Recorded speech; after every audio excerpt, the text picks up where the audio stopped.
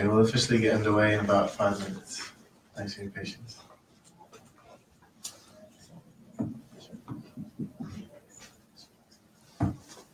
I'll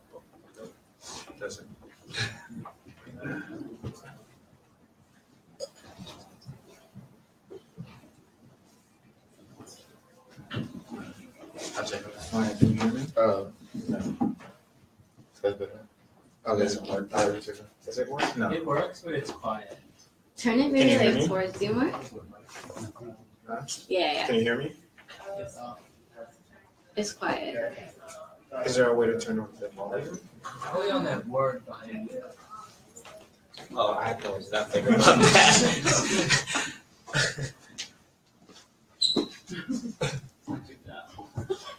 Test, test. This one's working. Yeah. We can give Michael the quieter ones. Test. I'll send it slow. Yeah, let me. Let's get the trouble.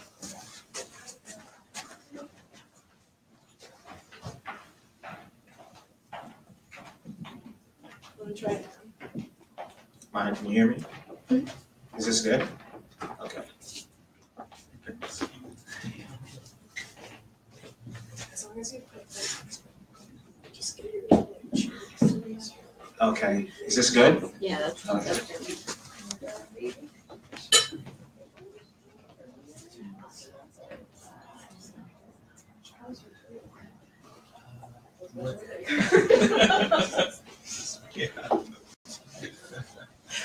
Yeah.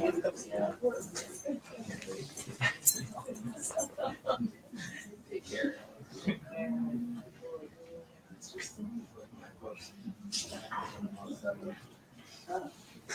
Very not suburban homes. It's just yeah. Otherwise, Yeah, it's there. Chords.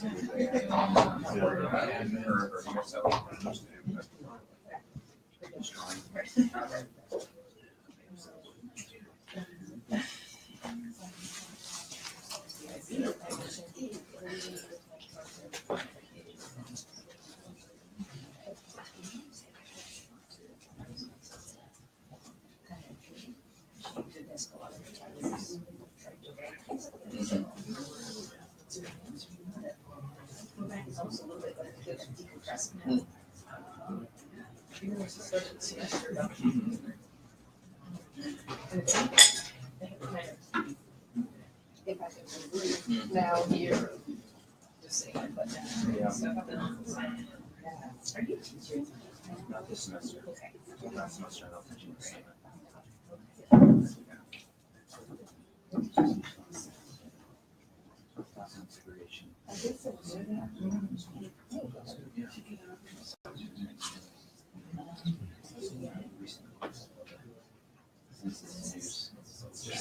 I'm so sad. I picked it really just, oh, really just close out some basement.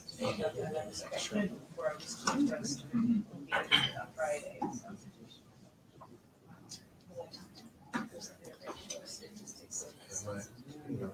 Huh? Yeah. So yeah, I'm just gonna start the Instagram live and Facebook live, whether you want to send whenever you're ready.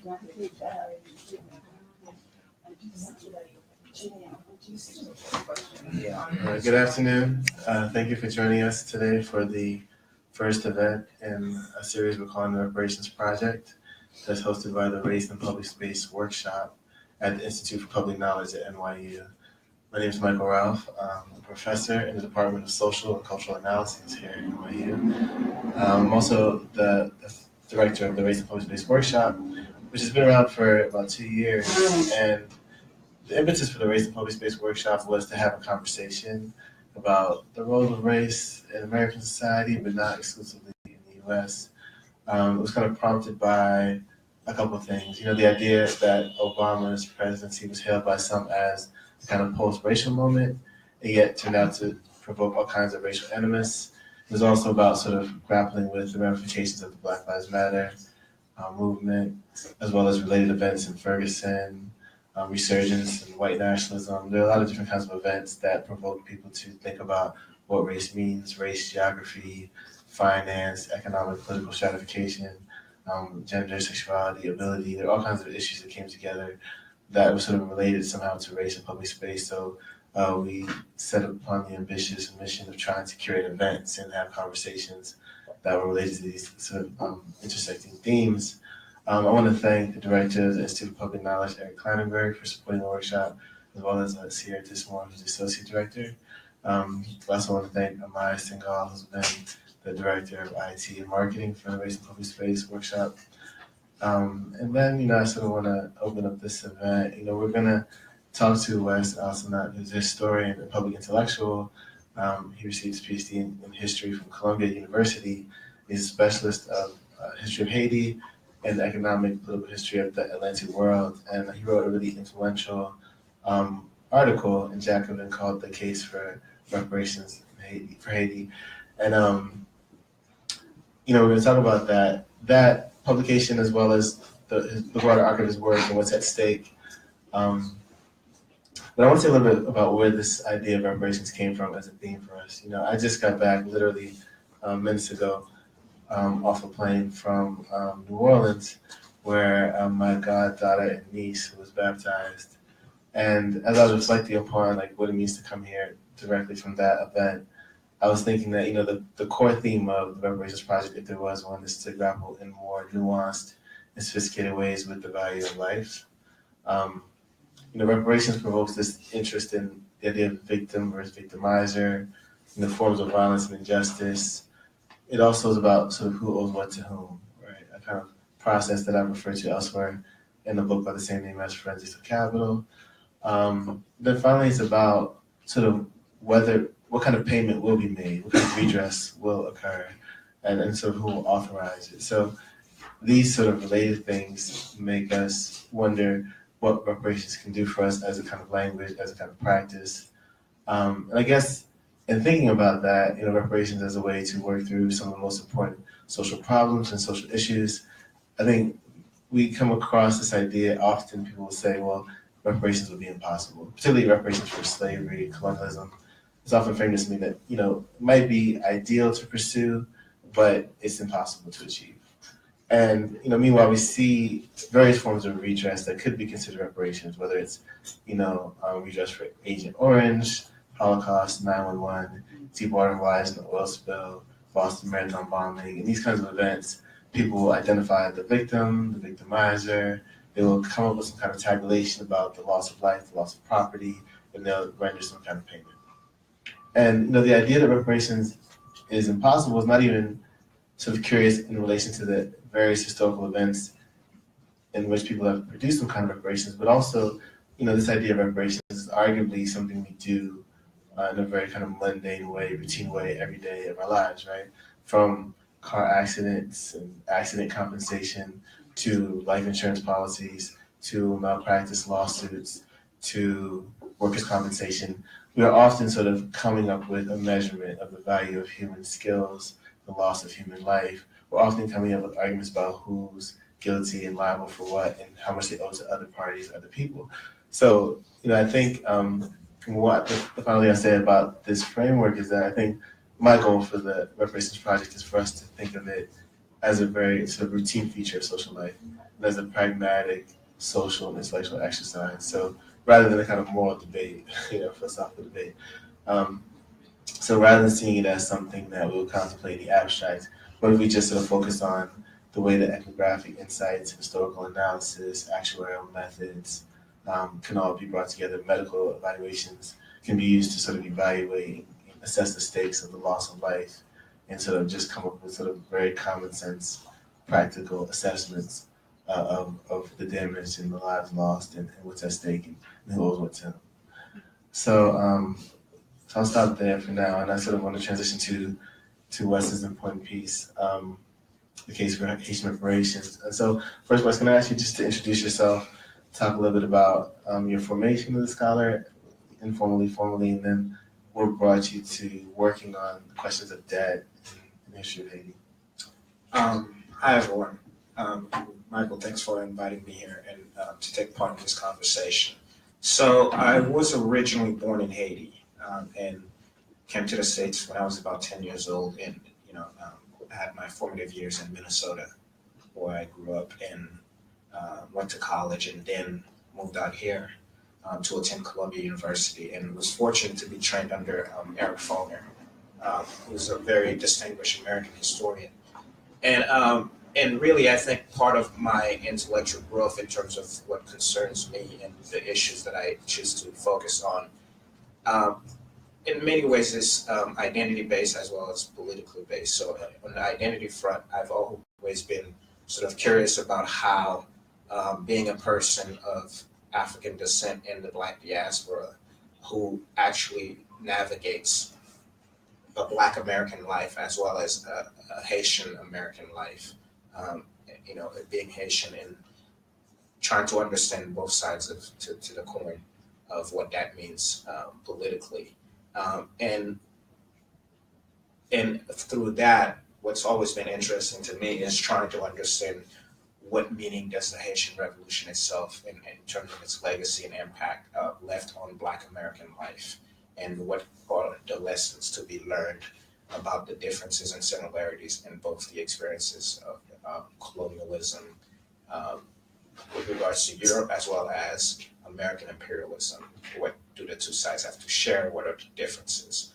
And when it comes to the issue of reparations itself, one thing that I began to notice when studying the Haitian Revolution is that from the start, it already made a claim for reparative justice as well as restorative justice. I think sometimes the two words are used interchangeably, but they do mean in some ways different things. Reparative justice, and the literal sense of the word, of course, is to repair, but restorative justice is what we also start having a conversation about the justice that was broken from the start, not just with regards to what was taken in terms of material value and wealth, but also the very sort of bodily expropriation of someone who was born in freedom and then now is enslaved and put in bondage. So that's a really important point, I think,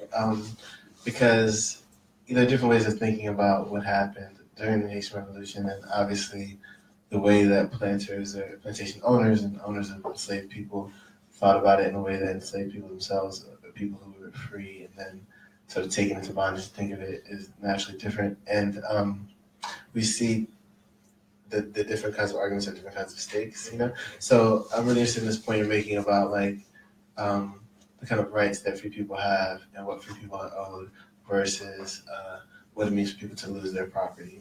Like a slave insurrection for some people could be like the loss of property, for other people it could be freedom, So I guess I want to know if you could say a little bit more about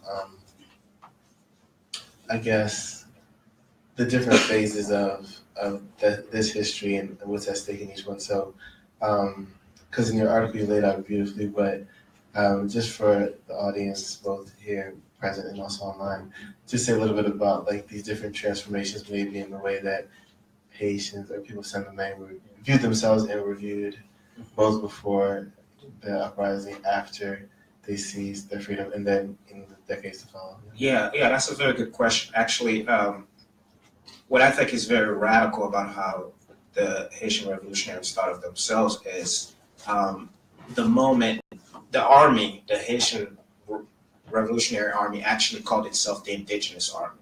Now, to call yourself the Indigenous Army, but you're not origin to the Americas itself, is an interesting starting point for the revolution. Because here, then, they're actually making a claim. What I've been arguing is that these African revolutionaries are already making a claim to the land as indigenous to it by virtue of the fact that they have worked that land, right? And they're also making a claim on behalf of Native Americans who are the indigenous to that land. And from that perspective, they're saying we're not only reclaiming a sense of restorative justice for ourselves as people of African descent in terms of the crime that had been committed against us, but we're also trying to, in the word of Laurent Dubois, we're also trying to sort of avenge the rights of Native Americans who had been sort of decimated in this land. So right then and there, claiming themselves as indigenous rebels is already here making a claim to reparative and restorative justice. And then immediately after they've completed the revolution, some 13 years later, the Haitian Constitution includes a few constitutional principles that later on U.S. occupation will, of course, take away, which is no white man is allowed to own land in Haiti. And anyone who wants to be a Haitian citizen has to first declare themselves Black. And it also created itself as a state of refuge that any person of African descent or of indigenous descent, of Native American descent, could come to Haiti and automatically become Haitian citizen the moment they step on Haitian soil. Just two important points there also that I think we're teasing out. One is, as you're talking about the Revolutionary Army declaring itself as indigenous, I was reminded of something that Dr. Suad Kabir said. She's the book review editor of Transforming Anthropology and also a professor at the University of Michigan. And she started off the talk recently by saying she wanted to think about what it means to be a stolen people on stolen land. And I thought that's a useful framework, right? Because if you see yourself, if you're African descent, for instance, in the Americas, and you see yourself as a stolen people on stolen land, then there are at least two levels of sort of indebtedness you're speaking to. And it's a useful framework and point of departure. How many of us are stolen people? How many of us are on stolen land? Presumably all of us are on stolen land at the very least. Some of us are also stolen people.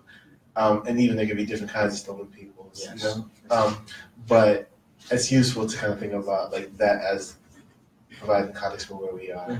The other thing is I want to ask you about is this idea of honorary Blacks. Like you said, people have to declare themselves Black, and I think people can assume that means all people who are Black in Haiti were African descent. So could you say a little bit about that? Yeah, I think that constitutional principles often there's a misinterpretation as to what it actually exactly means. Often people say, well, this is just, and I've seen some of the most respected historians make this claim, which is absurd, that, these people just reversed the process and became the racists in reverse.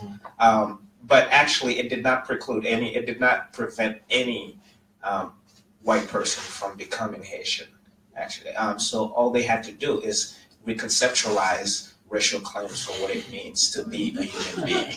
So in the radical sense of how you would understand human rights and natural rights and the Enlightenment, this is the most expressive form of what it means to be a citizen in the late 18th century, early 19th century. So all it required was that to understand in the way we understand Black Lives Matter, if you can identify and understand that the most degraded, the most abused, the most historically victimized people on this hemisphere have the right to consider themselves human beings and citizens. If you can identify with that and understand what that means politically, then you are a citizen of this land, right? So what it did is actually reverse, or in a way, destroyed our own sort of conceptual frameworks of racial superiority and such, and took the most abused people among us as the definition, the universal definition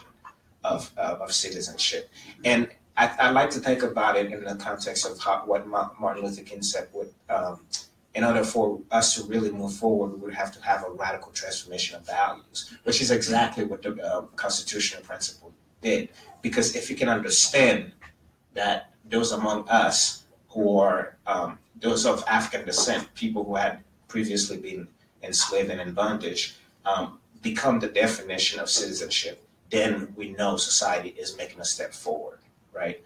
If you can't start there, then you can't really understand what human rights is in the first place. So there's that myth we need to get rid of, that the Haitian state in itself became sort of a racist state. Yeah, I think obviously what you're saying is much more powerful. This idea that Blackness is about inhabiting the space of openness, of possibility, of transformation.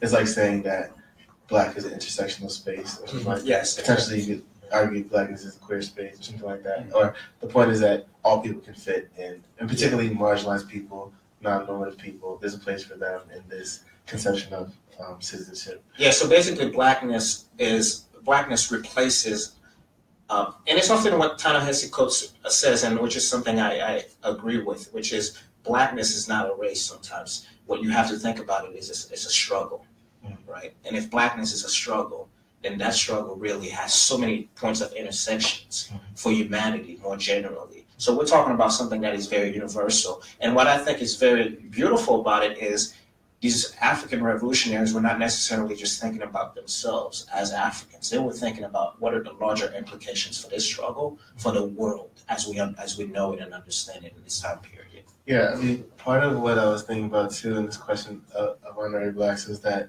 I guess there were like German and Polish farmers who were considered black because they supported the insurgents, you know? Yeah. And then also, even in Nat Turner's uprising, they like were going from plantation to plantation and they passed by like poor whites and they were like, they hate themselves as much as they hate us and they weren't even gonna bother to try to slaughter them, you know?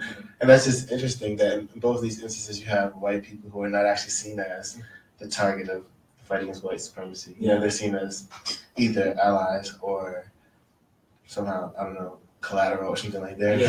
You know, but they're not the target of it. Yeah. But for a matter of context, just to really explain what Michael was talking about, during the Haitian Revolution, forces that had initially come with the Napoleon army to reinvade Haiti and reinstate slavery, there were about 5,000 Polish soldiers, and most of them actually defected away from the French army and took up arms with the Haitian revolutionaries. And so therefore it created this really, it opened up this creative possibility to work around, well, how then do we create a state that is both revolutionary and inclusive? So what do we make of these Polish soldiers? And so the constitutional principle was in part created to have blackness be the defining sort of element of what citizenship would be, while at the same time making it radically inclusive, that it can take in these Polish soldiers who eventually integrated with the Haitian state as citizens. Okay, so I wanted to fast forward a little bit because you have the Haitian Revolution, you have this nation of formerly enslaved people becoming sovereign, becoming autonomous, and so now could you talk a little bit about the challenges that Haiti immediately faced, and then also just bring us quickly to the present, because you know, if we were to start at the present, a lot of people weren't. I think a lot of people weren't aware of this history. It seems to me, at least, like, and you can correct me if I'm wrong, there are like two different ways people found their way to this history of the Haitian Revolution, at least. One is with the earthquake in Haiti in 2012, and then the discussion that provoked about why Haiti's infrastructure was so weak, then a longer conversation about slavery and colonialism, and the other, I think, is just sort of the bicentennial of these important events, like the abolition of the British slave trade in 2007, you know, the sort of 200th anniversary, or like the bicentennial of the Haitian Revolution. You know, the number of different sort of bicentennials, or sort of, or even like 50th anniversary of Brown versus Board of Education. You know, the different kinds of events that come together in the first decade of the 21st century that I think provoked a conversation about race and segregation and slavery and Jim Crow. You know. In terms of bicentennials, I think what's very interesting, something that is sort of ingrained to how racism works, is the constant need to dehumanize and humiliate Black people. I remember 2004 being the 200th anniversary of the Haitian Revolution. That was when the U.S. actually reinvaded Haiti and deposed Aristide of power, right? On the 200th of the biggest event that ever happened in the Black diaspora with regards to liberation. And so there's a sense of sort of humiliating Black people more generally. But the progress of the Haitian state afterwards is very interesting. I think, you know, if anyone reads Franz Fanon in terms of Black Skin, White Mask, or any other one of his works, it explains Haiti in many ways. Haiti is the first post-colonial decolonized state, but also in many ways the first state to sort of have to deal with the struggle of the freed people, meaning the formerly enslaved, who now had to sort of work with a new state in state formation. How are the two sides going to meet? And a Haitian anthropologist described it as a struggle between state against nation. So given that this is the only Black republic in the world at that period, Haiti needed to find ways to reintegrate itself in the larger global economy. And some of the staple crops that they needed to do that were the very same ones that the slaves remembered having to work under, white supremacy. Thereby, the state is pushing a certain economic agenda that the people disagree with. And to this day, that struggle between the Haitian elite and the people continues, right? So you have that as a problem. And within that same struggle, there's also an opportunity for outsiders to take advantage. So if you appeal to the Haitian elite against the Haitian people, then foreign interventions become more likely, right? So there's that problem. And then Haiti also faced the issue of potential reinvasion by France. France had a pattern of, for almost 2 decades after independence, of constantly threatening to reinvade Haiti. And in 1815, it actually secured agreements from all the European powers that if France were to reinvade Haiti, they would not intervene. So then, about in the 1820s, I believe it was 1824, France sent a few warships, surrounded the entire island, and threatened to bombard Haiti if they did not agree to pay reparations to the slaveholders, which then instituted what now is called the double debt, right? So there's the fact that you just came out of slavery, and then now there's the debt of having to pay for what was destroyed, which basically the principle here is that we want you to recognize that you weren't human beings in the first place. So if I have to sell you back the value of what my body's worth, that is what that reparations mean.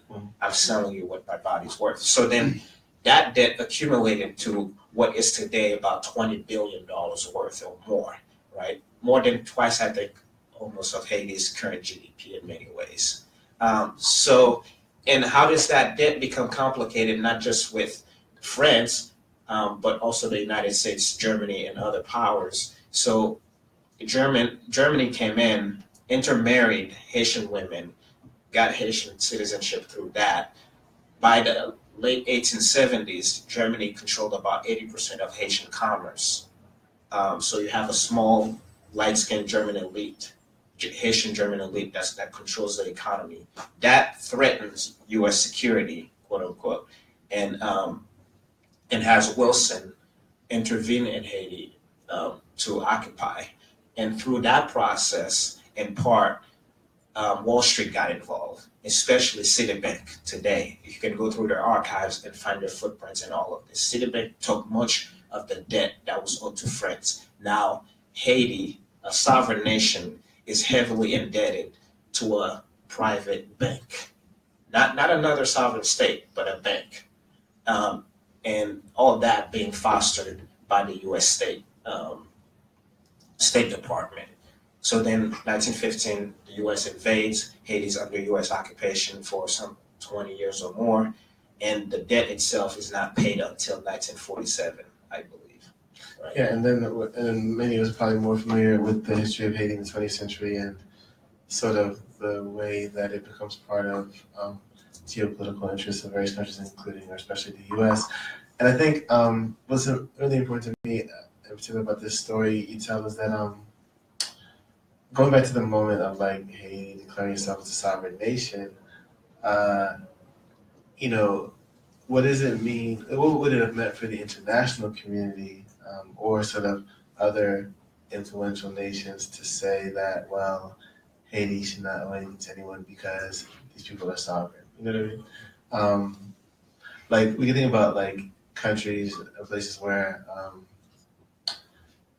at emancipation, moment of emancipation, people were forced to pay for land and industries destroyed, places where slave owners were not compensated, and what that means going forward for sort of social mobility, social relations, and things like that. But as you say, the idea that you'd have to pay per land destroyed during the uprising is a way of saying that you were property and that you weren't human.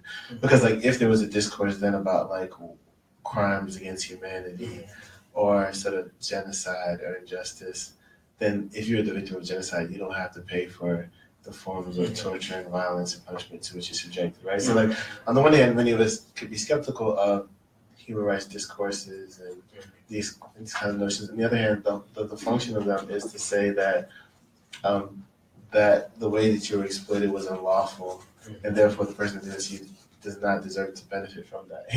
Which is like the logic that faced Haiti after the revolution is the opposite. It's like saying like you weren't actually like a rights-bearing citizen prior to this moment, and so therefore you don't have rights, you don't have standing. And I think it's also, if you move the conversation away from Haiti a bit, again, Haiti here becomes the first sort of collateral case of what later on will happen to pretty much anyone of African descent throughout the world after some form of independence or emancipation, right? While the U.S. itself did not necessarily give reparations to slaveholders, the first case of some form of reparations happening in the States was really, I think, about 1863, Washington, D.C. That was the way that the government actually compelled slaveholders to give up their slaves and free them, was by giving them some form of reparations. And slaveholders were very smart about bookkeeping, so they knew what each person was worth, from the one in the womb to the oldest person on the plantation. So there's that. And there's the case, of course, that we know after the Civil War here, even with the promised 40 acres and a mule, that never was fulfilled, although it was really just meant to be a short experiment, not on a broad scale.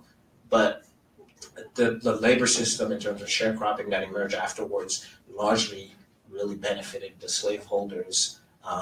The Southern economy was still dependent on Black labor, but white patrons being the managers of it. So there's a situation here whereby Haiti actually foreshadows what we know will be true of many other countries. And then, of course, there's the British Caribbean case where Britain and Prime Minister Cameron's family has been documented to have benefited from this, where Britain actually paid reparations to the slaveholders in order to free the slaves, right? Yeah. So, but never has the same happened in reverse. Never have the descendants of the formerly enslaved gotten reparations. And I think what is crucial about the case of Haiti is it sets up a legal situation that damned the situation for the rest of the of people throughout the diasporas. So the fact that that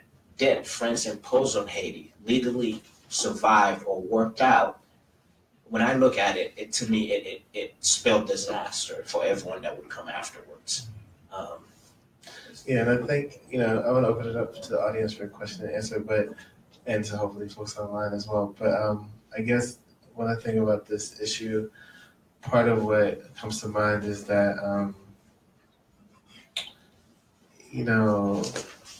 guess it all comes down to the way that the argument is being made about the sort of legal standing of the person making the claim, And I guess one question for us to contemplate throughout this series is like, is it or is it not the case that even in the U.S., even in the sort of South Atlantic and the plantation, region of the U.S., that the discourse on people of color today still bears this trace of an idea that those people are not rights-bearing citizens, that a kind of resentment around the loss of property or something like that, a kind of resentment and frustration with the state for being complicit in their loss of property, rather than the recognition that centuries of exploitation was cruel and unjust. You know what I mean? And I think similarly, this idea of a country that could be exploited over the centuries, and that more privileged nations who pride themselves on their democratic and lawful standing would not assist that country in being sovereign. Is it not similar to the sort of challenges people African diaspora face even within these societies? The way, following the sort of framework I laid out at the beginning, it's like, for me, the question of Black Lives Matter is much more practical and pragmatic than the way some people would approach it. Like you could argue that the reason why it's so hard for police officers to be prosecuted when they, are guilty of the lethal use of violence against an unarmed civilian who's African American is because people don't think Black Lives Matter that much. You know what I mean?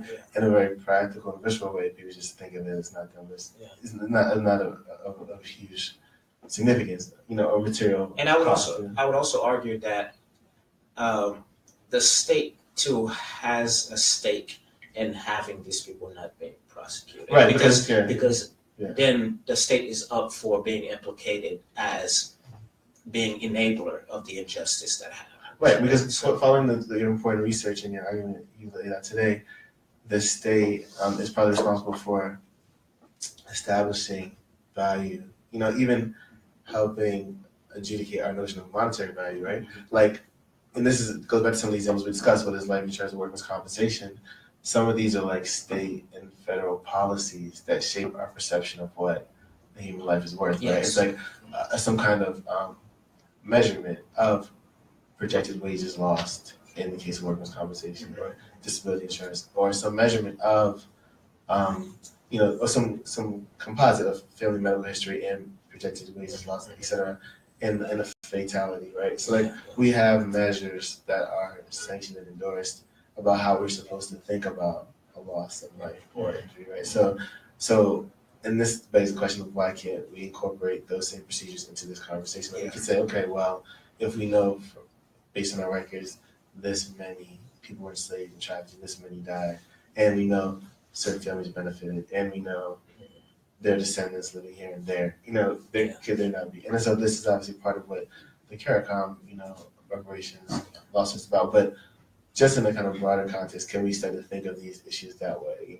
Yeah, I think one thing I want to note about your point of trying to see this in the everyday possibilities or the everyday occurrences that we are engaged in is the fact that if you take a look at the history of life insurance, it will lead you directly to the institution of slavery.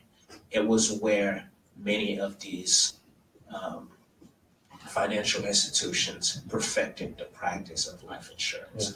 There was one very important case, I don't recall whether it was in the 19th or the 18th century, where because this ship took longer to the Zone massacre to get to its destination, the traders on board had to make certain decisions about which lives mattered.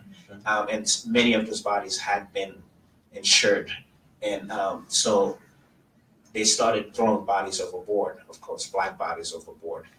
And one thing you know about a slave ship is sharks always expect that some bodies will come. So there was a tendency by sharks to actually follow slave ships to their destinations. So they would throw these bodies overboard, and then it became a big legal case on a global scale, really, as to whether the ship or the shipmaster or who is responsible for what lives and whether they would get their money that they had insured these people for. So if you want to understand many of these little sort of intricacies of financial tools and instruments that we've been using in our daily lives, and making that connection to what you were saying, why can't we sort of see how this really is so pervasive in our day-to-day interactions? Right, and something that I've been writing, I think, a lot about, and I'll be discussing later in the series is even, so, you mentioned an important phase in life insurance, which is like the idea of slaves as cargo, but then later the idea of slaves as skilled workers who are insured, who are in sort of the nation's most prominent industries like coal mines and steamboats and railroads is another phase of that also, because even at a time when slaves were legally considered property, people would be taking out insurance policies on these workers because they're in such lucrative industries and their skill sets are so highly valued. And yet they're also subjected to these tremendous risks also. So that's probably what makes it so valuable. So on that note, sort of tying it back to contemporary developments, I'd love to open it up to the audience and see what questions you have that emerge either from this broader notion of how to think about reparations or measurement, the value of skills, the value of life, what different sectors and arenas we can see these things operating in. These are some ways maybe to start framing some questions.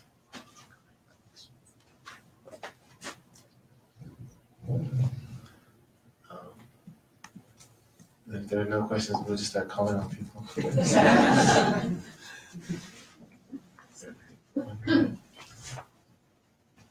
Hi, I'm Nora, and I'm interested if you would just bring it up to date with the aid to Haiti and how that plays in this whole history. My perspective is Palestine, where Israel can demolish certain Palestinian structures and not only not pay for them, but US and Europe will pay for them, so it makes it very cheap or even lucrative for Israel to continue demolishing. I'm interested in hearing more about aid to Haiti. That's often a sort of a counter argument that's brought about by European nations or the US with regards to whether they should pay reparations. Well, all reparations we have paid has gone through by way of foreign aid to such and such country. Is the way I like to sort of think of that is, well, the problem with the case of Haiti is, first of all, this is a state that was never given the chance to actually operate in its own sort of independence as a sovereign state that could engage other nations equally in global commerce or trade, right? So if you've already weakened the state to the point that it can't even attend to the care of its own people, of course, by the time that you get to 1947 and it's bankrupt, some form of aid will have to come through. But that aid supplements for centuries. We're talking about some 500 years of worth of history. Will supplement for what we have given in return. When in fact, much of that aid is driven by either sort of Cold War policies that are trying to sort of form alliances. I think the issue for me are two very separate things: foreign aid versus what is owed for what has been done. And if I just want to give one historical example, the debt became so much at one point that about 80% of what Haiti was spending was going to debt repayments to foreign nations, the U.S., Germany, even Norway and Sweden, and France. So if that much of your expenditure is spent on debt repayment rather than internal development, which is the big thing I want people to take away with Haiti. Haiti has never had a moment in its 200 years to actually have some form of internal development that is entirely focused on the Haitian people. Never. It has always been whatever form of expenditures that the state is taking, is operating in, is either going to the outside or is being taken by the Haitian elite themselves. And the way I like to put this in context is, I don't even want to start talking about what role the Haitian people have in their own misery. I think that's a pointless argument. For me, we can only talk about these people as someone to blame when we've given them the opportunity to actually operate their own sense of independence, which has never happened. So with regards to the Haitian people themselves, for me, that's already out of the conversation as to parties that are responsible for the problem that we're dealing with. So with regards to aid, I just really look at it as independent. That's an entire conversation that is actually independent of the historical misery that people of African descent have had to experience with regards to this. And also, foreign aid is a transaction between states, whereas reparations, we're not only talking about the responsibility of the state, we're talking about the responsibilities of families, the responsibilities of corporations that don't document it. We're talking about the responsibilities of state-supported corporations. There are so many parties that are involved that to make it just an issue between dialogues of two states actually sort of cancels out so much more, right?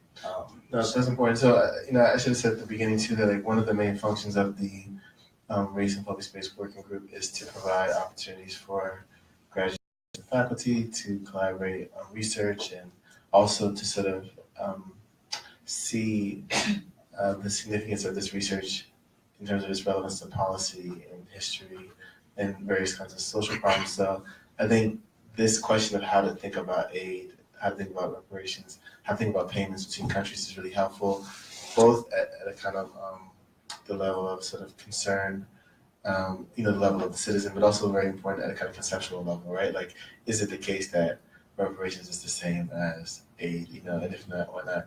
And I guess it raises another question, which is, again, both sort of conceptual and pragmatic, which is, you don't answer it yet, maybe we'll answer it at the end, but I'd love to hear your answer at the end, but what form do you think reparations can or should take, And I want to sort of preempt your answer by asking if you share the concern that some people will often raise that reparations should not be in the form of money, because I happen to think it's great when people throw money at problems. It's at the very least usually a really good start. But for sure, I have no objection. Like, it doesn't insult me at all to think that someone throw money at a problem. So I just wonder if you agree with that, or if you have a particular idea of how you think reparations should or could unfold in the case of Haiti and more broadly. But we'll come to that in a little bit. Other questions? Here and then, here. I'll ask. Thanks for hosting this series. So I'm wondering, I'm from Durham, North Carolina, which is where this neighborhood, the Haiti, is. And so just for the audience, it came out of one of the largest plantations in the U.S., Stagville, where 900 people were enslaved, and was named after Haiti. I keep on saying the Haiti. But it was known as one of the Black Wall Streets. It had William Du Bois called it model Black cities after the Civil War, and its most successful business was the Mutual Life Insurance, which is like a Black life insurance company for the Black community, sort of at an age where the average lifespan of a Black man was 25. But I'm super interested in how, if you're making any connections to sort of this bigger conversation about reparations in this community in the South, or just because that's where I'm from. But Actually, those communities like Haiti, they feature in my research because I'm interested in how African Americans were engaging the legacy of the Haitian Revolution. So there are various states in the country where you'll find neighborhoods that were at one time called Haiti or Little Haiti. For example, the famous Lower District neighborhood in Pittsburgh at one time was known as Little Haiti in the late 19th century. In Virginia, there are a couple neighborhoods that were named after Haiti, and there's also the strange coincidence that many of them, just like the one in Durham, happen to be very successful communities of middle class Black life, very entrepreneurial, and so I often sort of really wonder how that, what drove them. Of course, there's the issue of Black pride, but also I think the symbolism, which is something that we still need to sort of look into, the symbolism of having Haiti as a standalone Black state in the 19th century was for these people something that meant a lot. And having Haiti succeed as a country for many Black people around the diaspora was reflective as to how they would be able to combat white supremacy. So even in moments where Haiti was at its worst, constant, internal battles of corruption and civil war or whatnot, one thing you will find among, especially in the African American community, was the refusal to completely sort of dismiss the country as a backwater like Europeans would have them do. There was this sort of pride you would hold on to, that Haiti is not for Haitians, or it's just like the Marcus Garvey term of Africa for the Africans. Haiti is for the Africans. So you need Haiti to succeed because Haiti says something bigger about the capacity of Black people to actually engage in self-determination. right? So these communities were always communities where self-determination was a project that was ongoing. And of course, we know how that ends in the US, especially in places where Black wealth was beginning to sort of develop on its own and very much sort of provide employment and engage on an equal level with other businesses. Often white vigilantes find a way to disband that entire project. Right, and as we mentioned at the beginning, like this reparations project is not just about reparations as such, but also about different ways to think about how people navigate social stratification and historic injustice. And we are going to have the author of a recent book about the history of Black banking come in April 2nd. And one thing she points out is that people often present this issue as if African Americans lack the kind of self-determination to organize Black banks or are somehow unwilling to organize Black banks. And she shows examples of when African Americans have tried to, put their money in Black banks, and particularly immediate aftermath of emancipation and money stolen, and they don't get compensated for it, and it's as if their efforts to bank are thwarted, and suppressed. So I think that's useful, right? Because in addition to people of the African diaspora looking to Haiti as emblematic of what they can achieve, there's also this way that discourses of agency and capacity seize upon examples, right? Like, so if Haiti fails, then there's this notion that, well, Black people are not yet capable of governing themselves, or if Black banks fail, well, Black people lack the sort of responsibility or the wherewithal to discipline themselves around financial matters. And so it's interesting that people will take up examples, And it becomes a self-fulfilling prophecy, right? So you try as much as possible to undermine that project of internal development and self-determination. And then when you actually succeed in your white supremacist project, you say, look, I told you so, which is exactly what happened with Trump's comment the other day, right? That is exactly what it was saying. And Trump is not the first president, by the way, to have said this. At the moment that Wilson had Haiti invaded, William Jennings Bryan, our great progressive, actually said, oh, look at this, a bunch of niggers speaking French. Isn't that amusing? So this, I understand the outrage against Trump, but I think you could find, if you search deep enough, you'll find a similar comment that probably will take you all the way up to the mid 20th century. The great FDR, at the time that the Haitian Constitution was scrapped and rewritten by the U.S., FDR boasted that he single-handedly rewrote the Haitian Constitution. And the first constitutional principle to have gone out the window was, of course, the inability of white men to own land. There's something important about what you were just saying that ties to what you said earlier about, efforts to suppress, I don't know how you put it exactly, but to humiliate Black people or something like that. And it's interesting because you use humiliation as a term, but you were talking about colonialism or something like that, and economic exploitation. So it seems like it's both a material force and a kind of affect and consequence, like humiliation. But I was thinking about Helena Hansen, who's here, her important work on structural competency in the reshaping how health professionals, like clinicians, but also anthropologists, medical anthropologists, sociologists, how we think about the broader social and historical context of care or illness or health and wellness.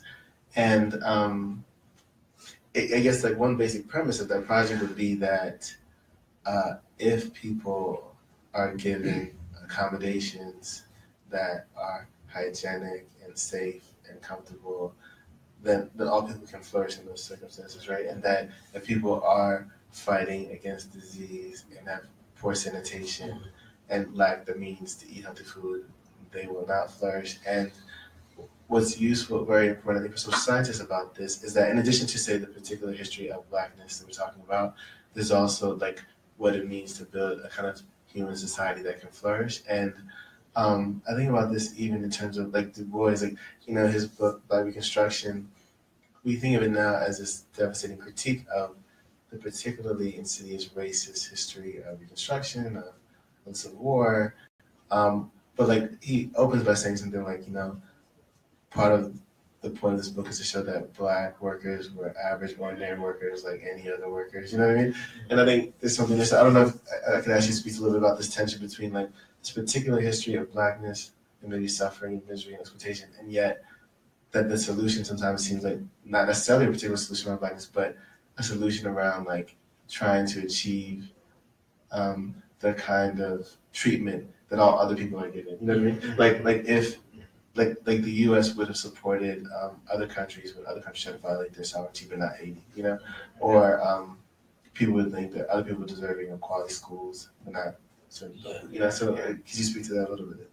Well, I think with regards to the point you made about Du Bois, I think what's interesting is there has never been a more a radical period in American history in Reconstruction in terms of it literally in terms of laws that were passed, in terms of the amendments that were put in place, and laws that were later scrapped.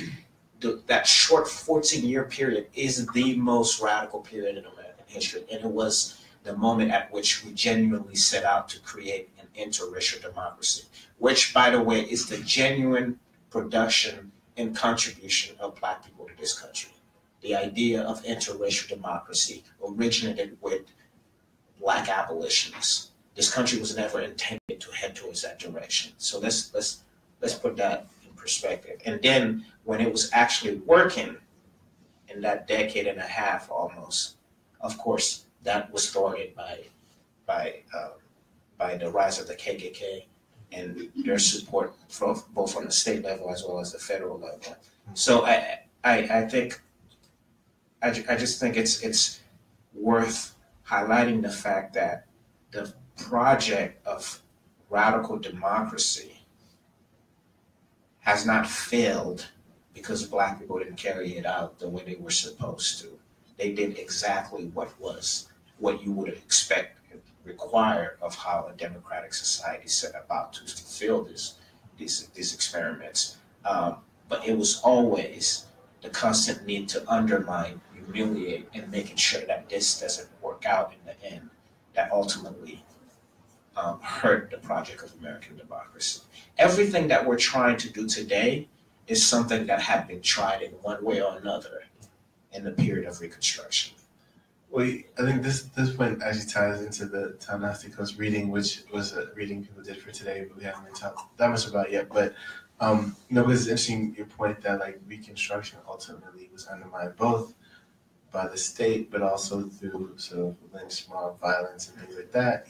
And then later, even in the 20th century, African Americans moving into white neighborhoods faced violence, violent retaliation, things like that. And the other thing about Reconstruction that's important, obviously, it was like a federal project to institutionalize a more just society. And that is, I think, a useful example because sometimes with reparations or other kinds of issues, they're debated as if they're not feasible until people voluntarily agree to them of their own volition. And part of what Reconstruction was about is saving people from themselves. The law saving people from themselves, like not debating whether African Americans deserve rights anymore, but just institutionalizing it such that they can have certain kinds of rights. And that same goes for desegregation later in the mid-20th centuries. Now the National Guard will be there to make sure Black children can go to school. But it's interesting that it takes the National Guard to make sure that Black people can go to school. And so I'm just like, like whether or not we should be debating whether a woman has the right to decide her own health care or something like that, right? Like you could take that as an issue to debate, or you could decide that issue will not be debated, and that all people have rights to health care and rights to control their own bodies or something like that. Right? So I think the power of Reconstruction is that sort of statement and that project by the government to say there's certain rights that will not be debated, right? That the rights will be institutionalized in a way such that they won't be at the whimsy of bigotry or something. I've often noticed how one way to delegitimize the claims of African Americans with regards to any effort in terms of a democratic effort to get some form of reparative or restorative justice is to say that these people lack some sense of self-determination as it goes within the American narrative of exceptionalism, right? So in every other immigrant group comes here and does something for themselves. They pull themselves up by their bootstraps. So why can't these people do it? But interestingly enough, given their unique experience through American slavery, which this country needed in order to affirm some form of white American freedom, given that specific insight, which Du Bois called the second sight, right?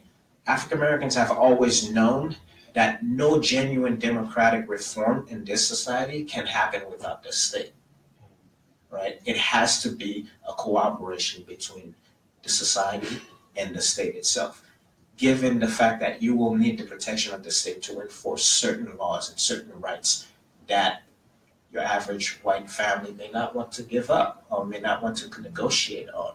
And so this narrative, which is a myth, that any group can come and just rise themselves up by their own bootstrap and that only African Americans can do it, of course, ignores the reality of how we know certain rights are privileged or distributed, right? And what I think is very good about the Ta-Nehisi Coates piece is he takes you away from Reconstruction into let's just look at the 20th century, in which African Americans are supposedly free people and are trying to do something for themselves within the narrative of American exceptionalism. And at every point, he shows you how different institutional factors, whether connected to the state or not, or individuals or families, have always found ways to undermine that project. Right. So how then do you actually really go about a genuine democratic reform if the state is not there to exercise its monopoly on violence, which is what really makes the state powerful, to protect those who are constantly under the threat of violence? Yeah, and it ties back to something that you said earlier, actually, because I think with progressive reformers, for instance, like in the late 19th, early 20th century, there were plenty of reformers who said, okay, they're European immigrants in America, they're struggling, we'll produce these policies around employment, and around that way they'll be able to sort of gain a foothold. But those policies won't work for the Negro, because the Negro has a particular kind of constitution or tradition coming out of slavery, and we're not sure what will work. Those policies won't work for them, right? So I think this is actually an interesting site to think about reparations, which is like policies from which African Americans were specifically excluded, right? Like African Americans who face poverty excluded from programs that help European immigrants facing poverty. You could say, well, actually, the state was complicit in fostering African American impoverishment, and therefore there could be a claim made on the state to try to help undo that. So I think we follow the logic you laid out in your important Haiti article. It's like, well, we could look at the potential for reparations at different, or like restorative justice at different levels in the state complicity in putting this group deeper and deeper into debt, or keeping this group further away from educational opportunities, or whatever group we want to use. Because it's not. I think that the mistake a lot of people make is the idea that this event happened once upon a time, and it's so far removed from our current predicament as to not be relevant to the conversation. Instead, we're talking about all these different moments when certain patterns reoccur and even new forms of exclusion surface, what would otherwise seem to be like a democratic or free society. There's a hand. Question going back to Haiti. Thank you. I have a question going back to Haiti. Actually, two questions. So, I mean, as you say in your article, one of the peculiarities of this particular claim is that it's about the coerced debt rather than enslavement. But as I understand, Haiti is also part of the CARICOM effort, which is about the history of slavery and colonialism. So I was going to ask you just a bit more to talk about the relationship between two claims, and whether the claim for reparations in Haiti is, after the Aristide election, whether it remains in some sense a social movement. Is there a sort of broader public debate on this? Yeah, thank you for that question. It's a very good question. I did try to stress in that article that the claim that Haiti is making for reparations here is not one that's necessarily about the centuries of slavery itself, but about a particular special debt that was imposed as a punishment for freedom. And with regards to that, if right, in a way trying to do the French a favor, if they wanted to start at the simplest level, we're not even trying to get a reparations from you about slavery. just the 20 billion that is actually documented is in all the books of your banks, that we can track between different states that are involved in this, the different parties, Citibank being one of them. If we just go by that alone, this is not a radical claim, right? So there's the simplicity of it that I was trying to sort of show, that the claim that Haiti is making is somewhat unique from the larger CARICOM claim about slavery itself. And then, but while it's unique, there's also another way that I think is that we shouldn't overlook the implication for what it means and why it has to be repaid. This is the first large case in which an entire group of people who have been owned are giving money back in terms of bodily value to those who had owned their bodies. Therefore, legally instituting a principle that says Black people are not people. So for that alone, it has to be paid. And it has both a symbolic value as well as a real value of, you stole those bodies. You transported them here. You forced them to work this land. And you refuse to acknowledge that those bodies were stolen. So for me, what's important here historically is both the practical value as well as the symbolic value, that we need to reclaim our bodies, and that debt was itself, that debt, what's threatening about it in the sort of juridical, like, I'm not sure what the exact word is in terms of law, but sort of the precedent that it set was to say that Black bodies can actually be owned by others, especially by white people. So I want the claim to succeed, to reverse that very fact. And I believe that it's encoded in the debt, whether intended or not. That is the implication of it. So how it connects to the larger CARICOM plan with regards to wanting reparations for slavery itself is, if this succeeds, then here we're overthrowing that legal principle. And for me, as long as that legal principle is still in the books with regards to the debt, then we have not yet moved away from a true sense of emancipation in terms of Black bodies being something that you can enslave. And the thing was important about that, about the argument you just laid out, is that it actually shows how some things we think of as trivial or superficial, like Enlightenment characterizations of Black people, African people, as being sort of lazy, shiftless, or like allusions to them being like animals, are almost, it's as if it's part of a legal rationale for denying them rights, because it was obviously the claim made by many 19th century writers that like somehow slavery had brought African people closer to civilization, right? And like we might want to dismiss that, but it's not this logic of having them repay France, the same kind of logic, right? That somehow it's not as if they were human beings victimized by this atrocity. They were not human when they first arrived, even if they are now human. So they're almost paying for the value of tutelage or something like that, you know? That's essentially what the legal rationale suggests. And, you know, I think it's interesting too, you're saying about like the folks in the article about the debt post-emancipation, because obviously, you know, I think that's interesting in terms of accounting, in terms of analysis. I also think it is interesting at an intellectual level to try to think about accounting for slavery, right? The cost of lives, the cost of property, and all these things, and or even like the trauma of it. Can you come up with a rubric for the trauma of it, right? What do they call it in court, like psychological damages and things like that, right? And you know, I think it's interesting because, you know, as you say, there's nothing controversial about this. Accounting is the least controversial thing we can be doing. You know, like Thomas Jefferson and others feared that emancipation would bring forth like armed, you know, response, like retribution. You know what I mean? So for people to be like meticulously producing legal arguments, and accounting should be like the best of all possible worlds. You know, it's far from controversial. Yeah. Questions?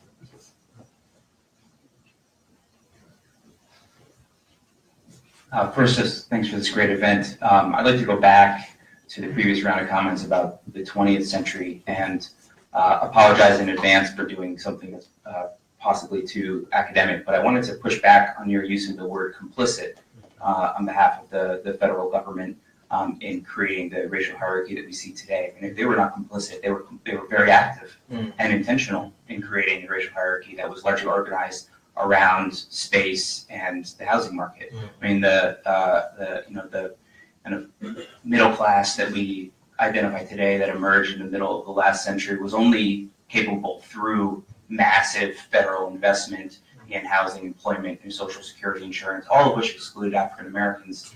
And so African Americans were left out of that ride. And Social Security initially purposefully excluded African Americans through this roundabout way of excluding farm workers and domestic workers. The Homeownership Loan Corporation, which created the 30-year fixed rate mortgage, which became the main vehicle for wealth accumulation for the vast majority of Americans, almost all of whom were white, was created as part of the New Deal and then adopted its policies by the FHA, which labeled pig pens and black people as equally objectionable in their appraisals, and then the GI Bill did the same thing.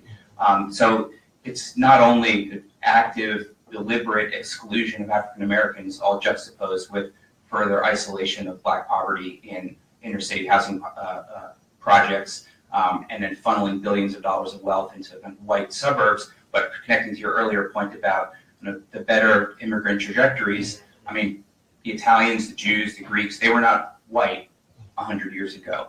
And they were allowed to join this collective white American identity largely through geographic assimilation that was only possible through these policies. And Mirja Baradaran, who I think is the person you were talking about before, who writes about the history of black banks, she talks about how the Italian banks and the Jewish banks also followed those communities to the suburbs through these kind of federal investment in upward mobility that, again, was not available to African Americans. So apologies for doing the soapbox during the Q&A, but no, I appreciate it. I totally agree with you, and I think that's a good example of like what the other purpose of the workshop, the working group that I sort of mentioned. I think this is very important actually, because I was thinking about, when I was talking about complicity, I was actually thinking about like progressive reformers who like somehow had this idea that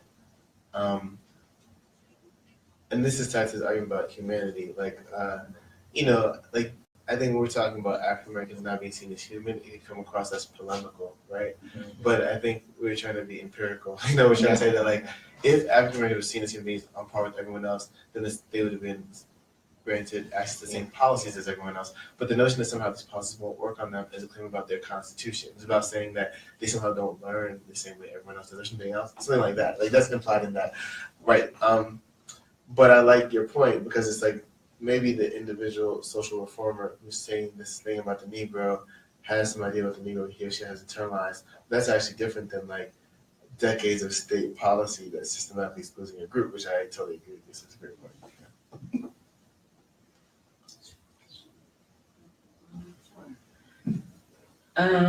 So I was wondering if we could think a little bit about the broader role of the African diaspora and other, particularly African states. I guess while we're waiting for reparations, right, what can we sort of do as a community of the global South?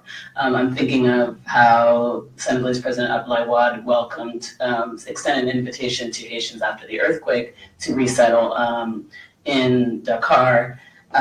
Which was a successful project to my knowledge up until this point. And so what are the kind of economic alliances that we can see as a possibility within the African diaspora sort of in the meantime, which signals the other R word, right, of repatriation, which we know historically as scholars of the African diaspora can be very problematic, but can also provide a lot of different sort of like radical possibilities of both economic, but also affective, and also historical transformation that can be very radical and effective. So I'm wondering if you guys can talk a little bit about that. Yeah, I'm curious to see what to say about this. But I think in terms of repatriation, it's really interesting that I think when African Americans have sometimes talked about Africa as part of a kind of economic vision, it's been more like, well, Africa has so many resources and people, like there's a potential for profit. And it's as if these African Americans see themselves as Americans first and foremost and are interested in the sort of economic opportunities. I mean, people like former Mayor of Atlanta, Andrew Young, former civil rights activist, like he's worked in a kind of consulting capacity with major corporations going into Africa, but not for the benefit of African people, right? But then another version of it might be something like middle-class African Americans or more affluent African Americans through heritage tourism, sort of getting educational knowledge about certain places and having the means to move certain places. I do think that a lot of meaningful educational economic partnerships can come from that. I think it tends to be sort of more piecemeal and ad hoc. I think it is interesting that the only African American leader I'm aware of that tried to bring African Americans into a geopolitical vision of North Africa was Malcolm X. Because when he visited the African continent, he systematically met with African heads of state and sort of seemed to envision African Americans as a kind of expat community that he wanted to protect with the African continent in a much more tangible way, Kwame Nkrumah also, coming from African. Yeah, Kwame Nkrumah, but I just meant more like as a since Kwame Nkrumah obviously was educated in the United States and went back to become the first president of Ghana. But what I meant was that as an activist, I have not seen African American activists talk about organizing African heads of state for the benefit of African Americans, or that's kind of an interesting idea. It tends to be more like working with NGOs or something like that, but not like trying to carve out the geopolitical space per se. But that's interesting. I mean, other examples come to mind is like Cuba sending soldiers and doctors and things like that to African countries, in particular to support struggles against colonialism in Southern and Southeastern Africa in the 70s and 80s. And I guess a lot of people are sort of now finally discovering that part of the reason Nelson Mandela was let out of jail when he was by the South African government is that Cuba had sent so many soldiers to help African liberation struggles that the U.S. and South Africa and other countries were worried that it would spill over in apartheid anyway. And then the U.S. wanted Cuba to pull out. Cuba wanted the U.S. and South Africa to pull out of African countries. And Cuba only agreed to withdraw troops if they let Mandela out of jail, So literally Cuba was instrumental in Mandela being released from prison, but also just the broader roles played in sending soldiers and doctors and teachers to different African countries is an interesting form of that kind of diasporic South-South collaborations. But I think that these are very important to think about. Thinking about them earlier, I was still thinking about the Abdullah example too in relation to Haiti. And I also think that Haiti, it is empirically true that Haiti, the example of Haiti in its history has inspired people throughout the African diaspora, and that it's sort of seen as, it has the same kind of function for many people in the African diaspora that I think the American Revolution or the French Revolution has for other kinds of people, which is to say this watershed moment in which people proved what was possible and totally reshaped the political landscape. And it's arguably, as Wes said earlier, even more paradigmatic of what you can do in terms of a democracy or a constitution in terms of privileging the perspectives of people, or being more inclusive or something like that, But I would also say, just in terms of your point about while we're waiting for reparations, I think that we said so much about what can be done in terms of accounting for reparations that I feel like there could be whole curricula built around it, right? And that's something I would like to see. I think that the response to people saying it's impossible is to show just how easy it is to do, If I say, okay, in 1820, this plantation, this place was divided, this amount, X number of people worked here, and this many people died, this many people, we could actually show you the value of that land and show you how people contribute to the value of that land and make an argument about what each of those people is owed. You know what I mean? So I just think it's the kind of thing, and I'm not saying we should reduce all of our conversations to that, but I just don't see why that shouldn't be part of the conversation, So. I think one thing that I know was in the contemporary context is Haiti had actually petitioned the African Union to be not just an observed member, but a sitting member of the African Union. I don't know where that claim went. I don't think they succeeded. I'm not sure. But I on a practical level, I thought that would be sort of very powerful, not just on a symbolic level, but if Haiti had actually become a sitting member of the African Union, what on an international level, what sort of legal claim could they make on the European continent in terms of Western Europe with regards to issues of reparation and restorative justice? So there's that, right? So I think that there is a place for some form of cooperation or work. In the case of African Americans, this is a very good question, especially for me, because this is what I look at very, especially, which is African Americans who had repatriated, who had left the States in the early 19th century, really up until the Civil War. There were waves of movements of African Americans who would leave the States to resettle in Haiti. But often those movements have been seen as African Americans running away from the States, not wanting to be American. And I've wanted to caution people to take another look at the fact that moving to Haiti was not necessarily rejecting their Americanness and to become Haitians. It was to actually use Haiti itself as a place to reflect back to the States of the possibilities of a radical alternative of democracy, of what it would look like independent of racism. And you would often hear among the settlers who would move that they still consider themselves as American as anyone else, and that they're moving in part to make a claim on the state as a place that needs to reframe the perspective of what a political project that is not influenced by racism, how would that move democracy itself? It often sort of is hard for people to grasp why you would move to make a point. But I want people to take that into account, that African Americans, for political, symbolic, emotional, and very many other reasons, have a legitimate claim to being American in all sense of the word. And even when repatriation becomes part of the larger project that we're talking about here, the third R, it is still integrated within that larger point of we're trying to make a claim here on democracy. And moving to Haiti, a revolutionary state, is partly part of that claim. We want you to sort of take a look at a place where that experiment can take place, independent of the infringement of racism that is both coming from the state as well as individuals. So at least in the context of the 19th century, there were a lot of sort of potential to work around that movement as a way of combating white supremacy and recreating different notions about democratic possibilities. But the last point I want to make with regards to the larger African diaspora is people, and it goes back to the question you asked me earlier. You said to think about, which is how could we conceive of reparations? Like, what forms would it take?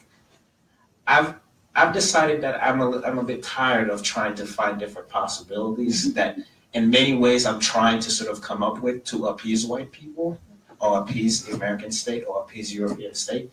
And I think to some extent we ought to sort of go back to the Haitian model from the beginning, which really made a claim not just on reparations for and restorative justice for people of African descent, but also for indigenous peoples. And I think that really threatens Western Europe as well as the United States, because here we're talking about a movement that is not just about Black people. We're talking about something that is so global that it would throw the entire political establishment in chaos. And I believe chaos is, for me, the tool here. I would love to see chaos. I want to see all of Europe panic. And I want to see them in some ways, if we could, the threat of being bankrupt, right? Because honestly, there is no form of monetary reparations that could be paid to fulfill the crimes of 500 years, both against people of African descent or indigenous people. Right. I mean, in the U.S. alone, the Black bodies were owned was worth more than all other industries combined. Yeah. So that is the wealth of the United States. Imagine pairing that along with indigenous claims. Again, I'm not saying this is even, I'm not worried about the practical here. I'm saying a tactic in which we throw the entire system into panic form. That's really kind of what I would like to see. So that's definitely part of the live stream that's going to go viral. But I was going to say that, you know, the monetary implications, obviously, as you said, it's impossible to tabulate, but I think it could be fun to do it. And also, whatever we come up with would make us feel better about what's happening, I think. But, and it's not enough, but it's, again, a good start, you know, something to work with for the time being. But you know, I think what you were saying, though, is really important and interesting about as a kind of project, as an ongoing project, you know, that, because I think, you know, the interesting thing about reparations that links to your story about Haiti is that if, in fact, people who've been enslaved and colonized were given reparations in monetary form, or even in institutional form, like land grants to build schools and things like that, I suspect those schools will be inclusive, and those hospitals will be inclusive, and those libraries will be inclusive. I've never heard anybody who is part of a group that's victimized by slavery and colonialism talk about wanting to build institutions exclusively for those people. You know, sometimes people talk about wanting to build particular kinds of schools for certain groups, but that's only to fight against miseducation and brainwashing and offensive caricatures of their people. But I suspect that the point of the hospitals, the reparations hospitals, reparations schools, reparations banks would be to make it easier for everyone to do banking, everyone to get education, everyone to get healthcare. And so I think that is something people should contemplate. People who are concerned about this idea, I think there's no reason to think that they would be exclusive. They should be inclusive. That would be the point of the revolutionary project, you know.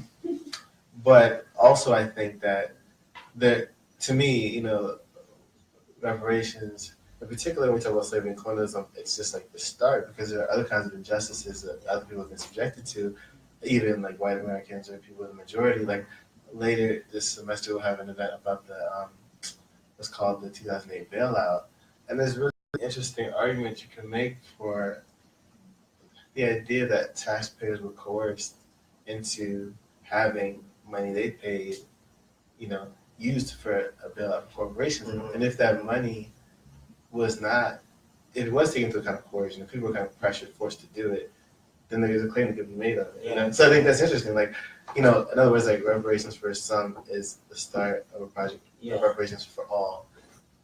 But that would certainly make certain people panic. Yeah, I mean, I've been thinking about, so with the Me Too movement, I've been recently, just out of curiosity, reading some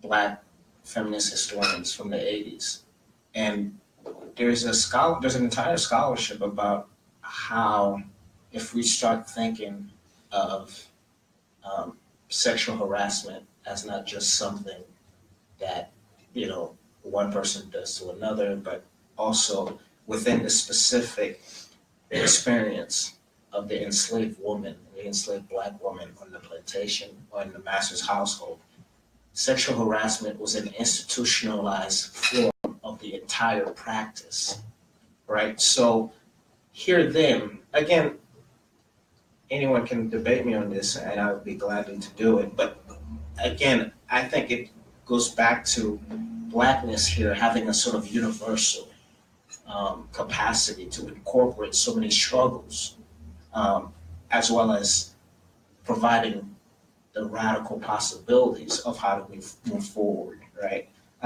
So, you know, these historians of the Black women experience in slavery, trying to get us to understand how this issue that we're talking about in the contemporary sense has a deep institutional legacy with regards to how it was practiced on Black women's bodies. That's very important. That is very important. And I also think that what you're saying is has methodological implications, and I'm afraid we have to close after this. But like, you know, if you think, like a lot of times we talk about civil rights movement exclusively in terms of protests or petitions and speeches and things like that, but part of what also led for like the workforce to be desegregated and things like that was like the threat of lawsuits, right? Like multi-million-dollar lawsuits against corporations after legislation had passed saying that they had to desegregate. The threat of multi-million-dollar lawsuits in part made a lot of companies comply with the regulations.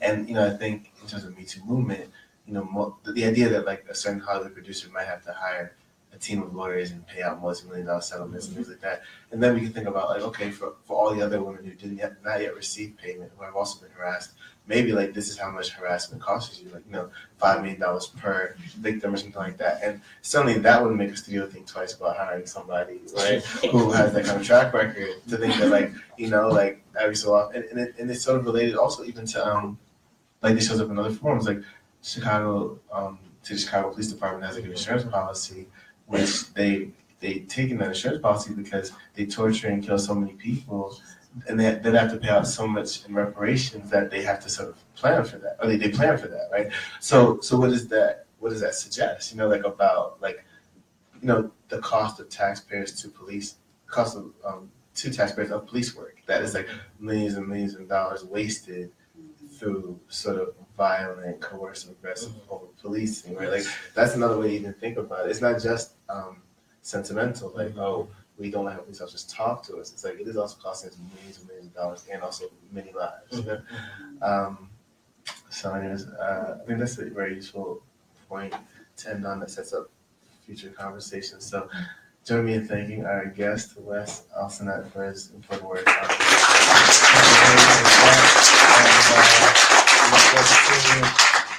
At our next event, which I actually forgot. February 26th. Who's the speaker? You. Yeah. I'm going to be talking about some of the things we talked about today, such as slave insurance and some sort of work we're doing in archives of that do implicate certain corporations that exist even today. So February 26th, same time, same place. Look forward to seeing you then.